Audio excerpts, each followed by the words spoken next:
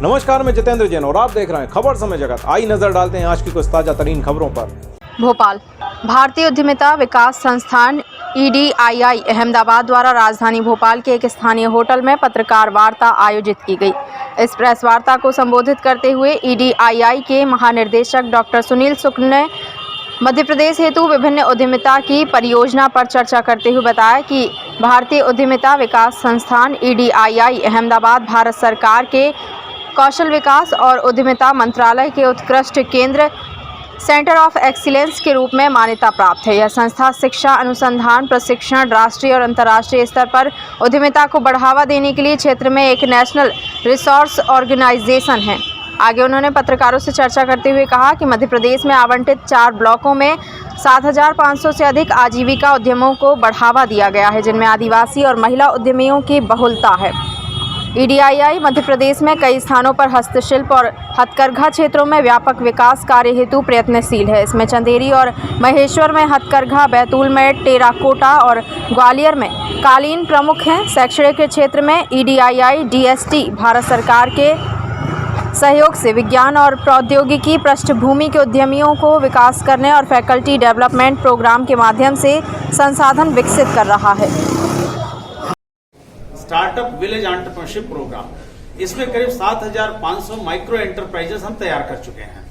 और देश में MPSRLM को, आपको तो मालूम ही होगा, शायद हमसे ज्यादा आपको जानकारी, MPSRLM को इस प्रोजेक्ट के लिए उनको नेशनल अवार्ड भी मिल चुका है, सराहा जा चुका है।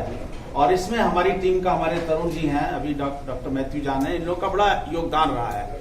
और आगे के लिए हम इसी पर जो क्लस्टर बेस्ड अप्रोच है, NRETP करके उस प्रोजेक्ट का नाम है, उसके साथ हम किस तरह से रूरल एंटरप्राइजेस क्लस्टर को स्ट्रेंथन कर सकते हैं, उनकी जो कॉमन फैसिलिटीज क्रिएट कर सकते हैं और ग्रुप एंटरप्राइजेस प्रमोट कर सकते हैं, या जो एग्जिस्टिंग एंटरप्राइजेस है उनको स्ट्रेंथन कर सकते हैं। स्टार्टअप विलेज एंटरप्रेन्योरशिप प्रोग्राम, इसमें करीब 7,500 माइक्रो एंटरप्राइजेस हम तैयार कर चुके हैं।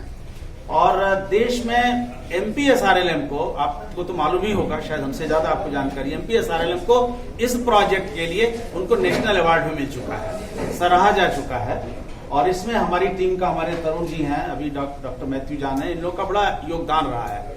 और आगे के लिए हम इसी पर जो क्लस्टर बेस्ड अप्रोच है, NRETP करके उस प्रोजेक्ट का नाम है, उसके साथ हम किस तरह से रूरल एंटरप्राइजेस क्लस्टर को स्ट्रेंथन कर सकते हैं, उनकी जो कॉमन फैसिलिटीज क्रिएट कर सकते हैं और ग्रुप एंटरप्राइजेस प्रमोट कर सकते हैं, या जो एग्जिस्टिंग एंटरप्राइजेस है उनको स्ट्रेंथन कर सकते हैं। नोटिफिकेशन उसके लिए किया है और ये काफी बड़ी उपलब्धि है। इंस्टीट्यूट की credentials, achievements, faculty strength, collaboration, networking, research, publication, infrastructure, सबको देखते हुए ये दर्जा अगले 5 साल के लिए। चलो यार, कौन पूछ रहा था? पूछो सर, आज जो प्रेस वार्ता है किस संबंध में? लो चले, ये तीनों ने एक ही बात पूछी। हम यहाँ पर, हमारी संस्था करीब 20 वर्षों से मध्य प्रदेश में सक्रिय है। बहुत सारे क्षेत्रों में हम काम कर चुके हैं, चाहे वो तकनीकी शिक्षा के क्षेत्र में हो, उद्यमिता को बढ़ावा देना, या MSME के माध्यम से हो, या CSR के साथ हमने काम किया हुआ है, या टूरिज्म बोर्ड के साथ काम किया हुआ है। तो ये अपने अनुभव साझा करना, और साथ ही आगे हम क्या करने वाले हैं मध्य प्रदेश में, किस तरह से एग्रो फूड प्रोसेसिंग, या जो हैंडीक्राफ्ट, हैंडलूम, कारपेट के साथ जो हम कार्य कर रहे हैं, ये अपना अनुभव साझा करने के लिए और अपना विजन आप लोगों से शेयर करने के लिए यहाँ पर हम आज मिल रहे हैं। बस जिस तरह की ग्रोथ हुई है, आज से 5 साल पहले देश में हमारे पास 50 से भी कम इंक्यूबेशन सेंटर्स थे। आज 520 एक्टिव इंक्यूबेशन सेंटर है। अगर पिछले साल आप नासकॉम की 2020 की रिपोर्ट आप देख लीजिए, 60,000 से ज़्यादा स्टार्टअप्स हैं। और जो नंबर ऑफ यूनिकॉर्न्स जो कहा जाता है, जिनका $1 बिलियन से ज़्यादा मार्केट कैपिटलाइजेशन हो जाता है, इनकी संख्या आज 75 से भी अधिक है। और कुछ तो इसमें ऐसे हैं, 3 ऐसे हैं जो $10 बिलियन यानी कि 7,500 करोड़ से भी 10 गुना वहाँ तक वो पहुँच चुके हैं। 75,000 करोड़ से ज़्यादा उनका मार्केट कैपिटलाइजेशन हो चुका है। और ये स्टार्टअप नए नए क्षेत्रों में आ रहे हैं, चाहे एजुकेशन के क्षेत्र में हो, ED2 के रूप में, या फिनटेक के रूप में आ रहे हैं, या हेल्थ केयर प्रोडक्ट्स में आ रहे हैं, हॉस्पिटलिटी में आ रहे हैं। इसको प्रमोट करने की आवश्यकता है। और जिस तरह के संसाधन मध्य प्रदेश में हैं और जिस तरह के संस्थाएं यहाँ पर हैं, इसमें इसको जरूर आगे बढ़ाना चाहिए।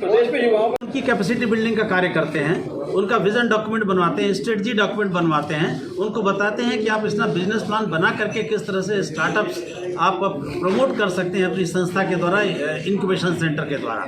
और ज़्यादातर जो है इंक्यूबेशन सेंटर्स या तो एक अलग सोसाइटी के रूप में इस्टेब्लिश होते हैं या अलग से सेक्शन 8 कंपनी के रूप में। तो उसकी क्या तकनीकी आवश्यकता है, क्या लाभ है, किस तरह से करने चाहिए ताकि उसका विज़न बढ़ सके। और हम करीब 10 वर्षों से इंक्यूबेशन मैनेजर का नेशनल और इंटरनेशनल ट्रेनिंग प्रोग्राम कर रहे हैं उनकी कैपेसिटी बढ़ाने के लिए। और हमारा इंक्यूबेशन सेंटर खुद वर्चुअल इंक्यूबेशन सपोर्ट स्टार्टअप्स को प्रोवाइड करता है।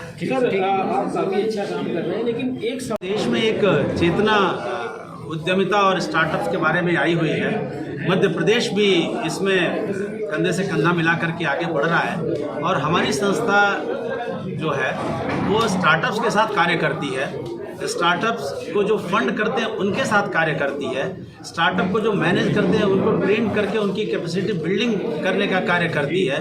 और हम यहाँ पर इस क्षेत्र में भी एक्टिव हैं और ये चाहते हैं कि ज़्यादा से ज़्यादा लोग इसका लाभ उठा सकें। खबर समय जगत के लिए संवाददाता शक्ति Bharti, Bhopal. For latest news, subscribe to our channel and press the bell icon